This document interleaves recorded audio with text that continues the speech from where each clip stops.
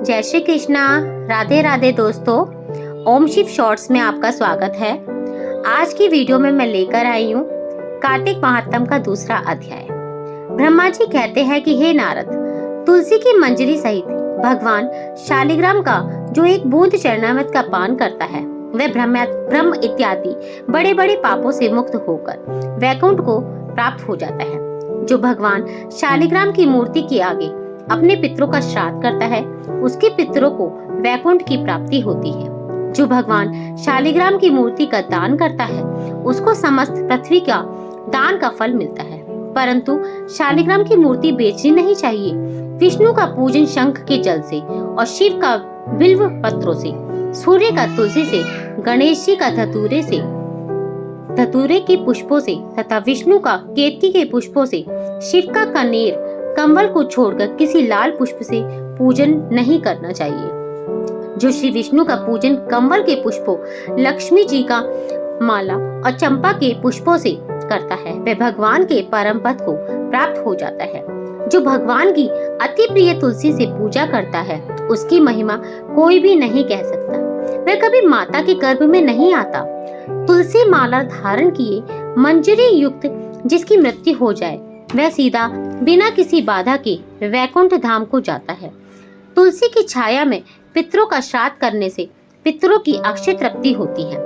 तुलसी का सिंचन गंगा, यमुना तथा नर्मदा के स्नान के तुल्य हो जाता है। तुलसी का वृक्ष लगाने, सींचने और स्पर्श करने से मनुष्य की काया, वाचा और मनसा तीनों प्रकार के पाप नाश हो जाते हैं। जो मनुष्य आंवले के पत्ते और फूलों से भगवान का पूजन करता है तथा आंवले के वृक्ष के नीचे बैठकर भगवान का पूजन करता है उसका सोने के फल और पुष्पों का फल प्राप्त होता है।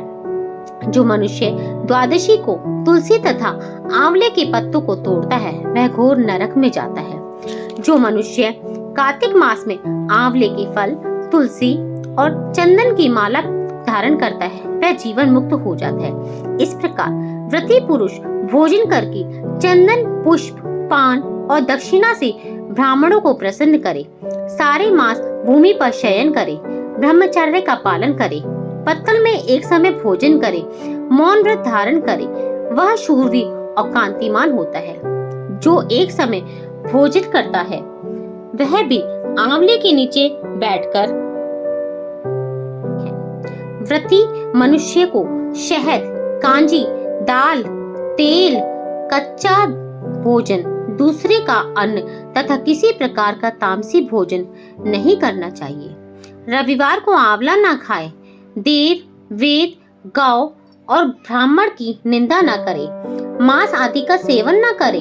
अब इस प्रकार के मांस कहते हैं मिट्टी में उत्पन्न हुए नमक, मसूर, बासी भोजन, तांबे के पात्र में डाला हुआ दूध आदि केवल अपने लिए ही पकाया हुआ भोजन नहीं खाना चाहिए। रजस्वला स्त्री, मलेच्छ, पतित, पाखंडी आदि से वार्तालाप नहीं करनी चाहिए। इन तिथियों में एक एक चीजों का भोजन नहीं करना चाहिए। एकम को पेठा, दूजे को बैगन, तीज को पृथ्वी का फूल, चौथ को मूली, पंचमी को बेलफल, छठ को कलिंदा, सप्तमी को आंवला, अष्टमी को नारियल, नवमी को जंगली घिया, दशमी को परम फल परमल, एकादशी को बेर, द्वादशी को मयूर, त्रयोदशी को पान, चतुर्दशी अथवा अमावस्या और पूर्णमासी को नारी को साग नहीं खाना चाहिए। तो दूसरा अध्याय यही समाप्त होता है। तो दोस्तों, चैनल को सब्सक्राइब करना ना भूलें और बेल आइकन जरूर दबा दें ताकि आगे की अपलोडेड वीडियोस की नोटिफिकेशन आपको मिल जाए। जय श्री कृष्णा, राधे राधे।